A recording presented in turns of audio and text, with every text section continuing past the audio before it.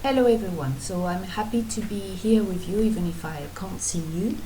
And so I hope you'll find that you're trying to be courageous and that you are being serious with your work even if it's difficult and it's not easy alone at home.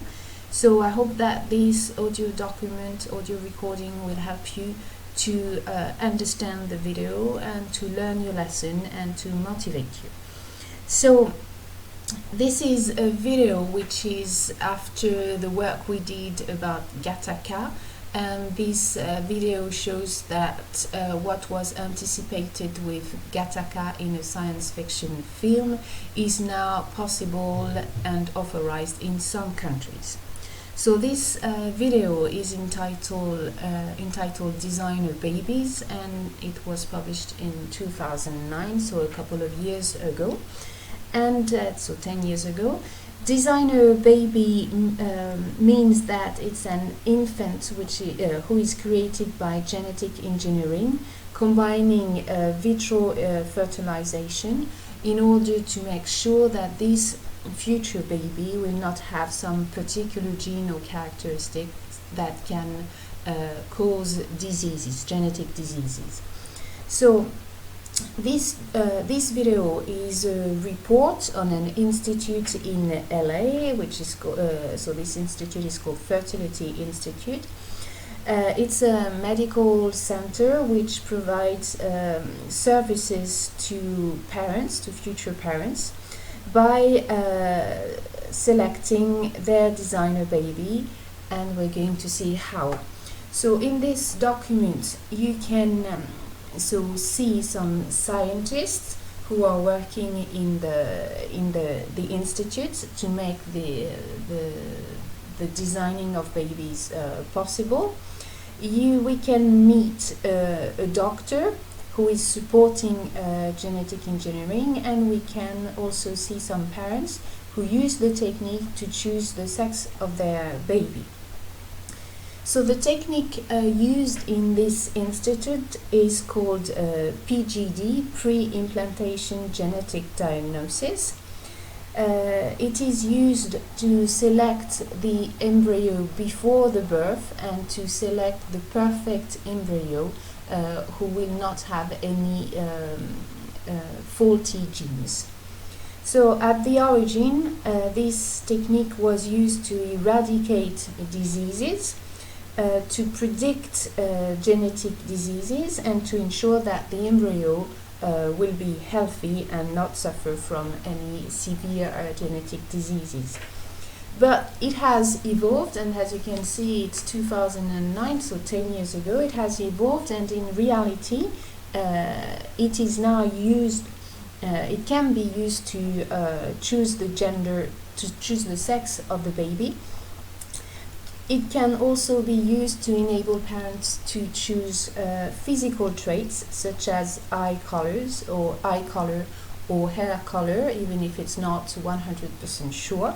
So it is used not for, it is no longer, it's used for medical reason, but it's also used for cosmetic reasons because the parents can choose physical characteristics. So this use of PGD is controversial and creates lots of debate because some people support genetic engineering because it enables to improve the health of the baby, but when it's used for cosmetic reason, then it becomes a hotly debated issue. The doctor that we see in the video is supporting the idea of using genetic engineering for cosmetic reason. He's a physician, so he thinks that this is his duty to offer everything that is possible by science. And for him, parents must be allowed to select the physical traits of their child. It's an obligation as a scientist to use science to serve his patients.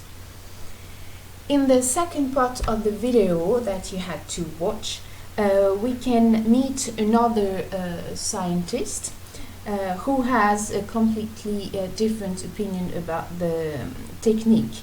So this scientist doesn't support the use of this technique and is really firmly opposed to it. He develops three arguments.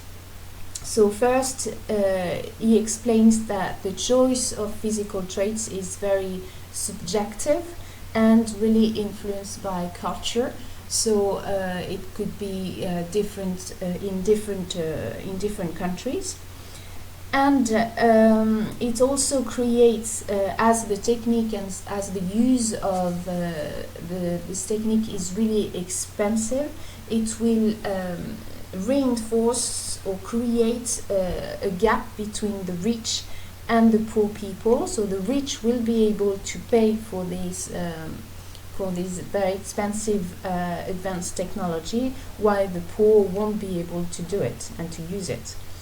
And finally, he questioned the fact that scientists are becoming businessmen, and that the issue is not only a medical issue, but it's a business issue where the scientist becomes a businessman and the parents become clients, and the embryo, the future baby, becomes a product that you can design. So for him, it becomes a cash business, and it will hide ethical issues. So we can also develop other arguments against this technique. So as the physicians said, that the choice of physical traits is very subjective, but it's also very superficial, and it will encourage so the society to focus more on physical traits, to focus more on the appearance, and to reinforce this idea of superficial society concerned only about the image. This, you can also say that it will reduce the genetic diversity of human species, because human race, because if everyone chooses the same characteristics because it is supposed to be the best, or it is supposed to be the most fashionable, then you will have less diversity in the society. Then another argument, you can say that it's quite difficult to another argument is that you're going to create two different kinds of citizens. You will create two different categories: the categories in which people are conceived in a natural way, and another category where people are conceived with this technique. And so the people who are going to be conceived in natural way will be considered as second-class citizens, while the others will be considered as full citizens. And so if we so the people who are going to be conceived in a natural way can be rejected by the society and considered as outcast. And finally, if we refer to the problem question that we asked at the beginning of the sequence, we can say that here in this situation, man is playing God with human being, because he's selecting the human, the future baby that he wants, so that he has chosen the perfect baby for him. Right, so this is the end for today. I hope it's going to be clear, even if there are some mistakes from me and some hesitation, but I hope it's clear, and I hope it will help you. So see you soon, and bye-bye.